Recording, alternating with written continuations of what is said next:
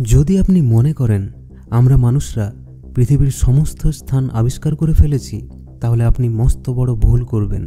স্থলভূমিতেই এমন অনেক জায়গা এখনও আছে যেখানে মানুষের পা পড়েনি, কিন্তু স্থলভূমি ছাড়াও এমন একটা রহস্যময় স্থান এখনও আছে যার সম্পর্কে আমরা বিশেষ কিছুই জানি না, যেটি হলো আমাদের পৃথিবীর মহাসাগর।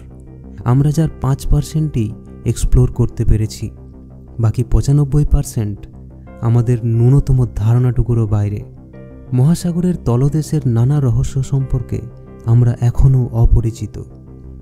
সমুদ্র তলদেশের তেমনই কিছু রহস্য নিয়ে আমাদের আজকের এই ভিডিও। তো নমস্কার বন্ধুরা, আমি সৈকত। তো চলুন আজকের আলোচনা শুরু করা যাক। সমুদ্রের 40 মিটার তলদেশে যদি আমরা যাই, তাহলে এটাকে সমুদ্রের তলদেশের সারফেস এরিয়া বলা যেতে পারে। এখান পর্যন্ত মানুষ স্কুবা ডাইভিং করতে পারে। সুইমাররা এখান পর্যন্তই সাধারণত সুইম করে থাকে, কিন্তু একজন ব্যতিক্রমী সুইমার, যিনি একজন বিখ্যাত স্কুবা ডাইভারও ছিলেন, যার নাম হাবার্ট নিচ, তিনি 214 মিটার পর্যন্ত সমুদ্রের তলদেশে ডাইভিং করে রেকর্ড তৈরি করেছিলেন। এই রেকর্ড তিনি নাকি এক শ্বাসেই পুরো করেছিলেন। তবে মজার বিষয় হলো, এনার রেকর্ড ভেঙে দিয়ে আরেকজন এর থেকেও নিচে গিয়েছিলেন, যার নাম আহমেদ গাবের। তিনি 332 মিটার নিচে গিয়ে বিশ্ব রেকর্ড নিজের নামে করে নেন। এর থেকেও আরও নিচে 443 মিটার নিচে গেলে আমরা নানান প্রকার সামুদ্রিক জীব দেখতে পাব। এই গভীরতা এম্পায়ার স্টেট বিল্ডিংয়ের উচ্চতার সমান। আমরা যদি এর থেকেও নিচে 500 মিটার গভীরতায় গিয়ে পৌঁছাই, তাহলে আমরা দেখব এটাই হলো ব্লু হোয়েলের সাঁতার কাটার জন্য সবচেয়ে গভীরতম জলস্তর। কেননা এর বেশি নিচে গেলে জলের চাপে এদের মৃত্যু পর্যন্ত হতে পারে। এর থেকে আরও নিচে 535 মিটার নিচে নামলে আমরা জানব এটাই হলো পেঙ্গুইনদের সাঁতার কাটার জন্য সবচেয়ে গভীরতম সীমানা। চলুন আরও নিচে যাওয়া যাক। 700 থেকে 750 মিটার তলদেশে যাওয়া সাধারণ মানুষদের জন্য কোনোভাবেই নিরাপদ নয়, কেননা বিভিন্ন উন্নত দেশগুলি তাদের নিউক্লিয়ার সাবমেরিনগুলি সমুদ্র তলদেশের নানা জায়গায় তৈরি রেখেছে।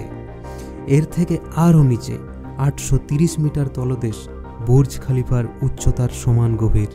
1000 মিটার তলদেশে যদি আমরা যাই, তাহলে দেখব এই পর্যন্তই সূর্যরশ্মির আলো জলের গভীরতায় প্রবেশ করতে পারে। এরপরে শুরু হয় অজানা রহস্যময় সামুদ্রিক জগৎ। এই অন্ধকার জগতের জীবগোষ্ঠীর বৈশিষ্ট্য আমাদেরকে রোমাঞ্চিত করে। এই গভীরতায় পৌঁছানো কোনোভাবেই সম্ভব নয়। কোনো উপকরণ ছাড়া বা অক্সিজেন ও ইকুইপমেন্ট সাপোর্ট ছাড়া এই স্থানে মুহূর্তের জন্য বেঁচে থাকা সম্ভব নয়, কারণ এই স্থানের জলের চাপ ভেনাস গ্রহের সারফেসের মতো। 1200 মিটার নিচে গেলে দেখতে পাব এই স্তরটি সামুদ্রিক কচ্ছপদের সাঁতার দেওয়ার গভীরতম সীমানা। আরও নিচে প্রায় 2000 মিটার নিচে গেলে ভয়ঙ্কর জীবেদের দেখা মিলবে। তবে মনে রাখা দরকার, এই পর্যায়ে যেহেতু আলো পৌঁছায় না, তাই কোনো কিছু দেখার জন্য আমাদের হাই পাওয়ার টর্চ লাইটের প্রয়োজন পড়বে। এই স্তরে পাওয়া একটি আজব ও ভয়ঙ্কর দেখতে মাছ হলো অ্যাংলার ফিশ। এদের মুখের সামনে ন্যাচারাল টর্চ লাইট দেখতে পাওয়া যায়। একে লাইট ফিশও বলা হয়ে থাকে। এদের মুখের সামনে বায়োলুমিনেসেন্ট লিওর ঝুলে থাকে, যেটা টর্চের মতো দেখায়। অন্ধকারে পথ দেখার কাজে এটা তারা ব্যবহার করে থাকে।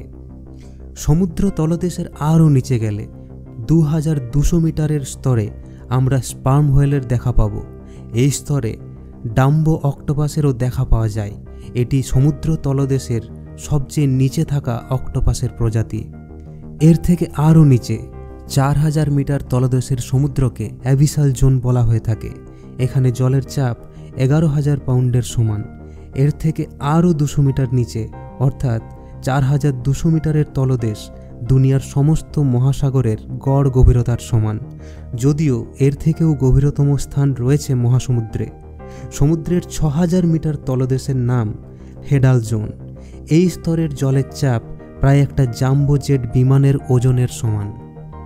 এর থেকে যদি আরও নিচে যাওয়া হয়, তাহলে 8848 মিটারের গভীরতা সমুদ্র পৃষ্ঠের ওপরে এভারেস্টের উচ্চতার সমান।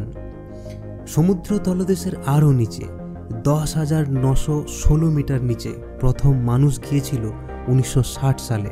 ডন ওয়ালস ও জ্যাক পিকার্ড এই সময় উন্নত প্রযুক্তির সাবমেরিন নিয়ে সমুদ্র তলদেশে পাড়ি দিয়েছিলেন। এই তলদেশে পৌঁছাতে তাদের সাবমেরিনের ফাস্টেস্ট স্পিডেও 5.5 ঘন্টা সময় লেগেছিল। জলের চাপের কারণে 20 মিনিটও তারা সেখানে ভালো করে কাটাতে পারেননি, তাদের ফিরে আসতে হয়েছিল। এর থেকে আরও নিচে 10,972 মিটারের গভীরতা সর্বোচ্চ উচ্চতায় ওড়া বিমানের উচ্চতার সমান। এর থেকেও গভীর 10,994 মিটারের গভীরতা মানুষের মাপা সবচেয়ে গভীরতম সমুদ্রের তলদেশ। এটিকে চ্যালেঞ্জার ডিপও বলা হয়ে থাকে। এই জায়গাটিকে ওয়েস্ট প্যাসিফিকে মাপা হয়েছে। এটিকে মারিয়ানা ট্রেঞ্চ নামে আমরা জানি। এটি আজ পর্যন্ত আবিষ্কার হওয়া সবচেয়ে গভীরতম সমুদ্র তলদেশ। অনেকে মনে করেন সমুদ্রে এর চেয়েও গভীরতম স্থান রয়েছে, যদিও আমরা সেই জায়গার খোঁজ আজও পাইনি।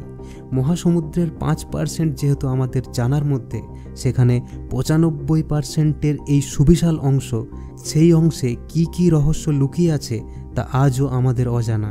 তবে মানুষের নতুন কিছু খোঁজার ও আবিষ্কারের চেষ্টা চিরকালই চলতে থাকবে। তাই ভবিষ্যতে এর চেয়েও গভীর সমুদ্র তলদেশ আবিষ্কার হলে তাতে অবাক হওয়ার কিছু নেই।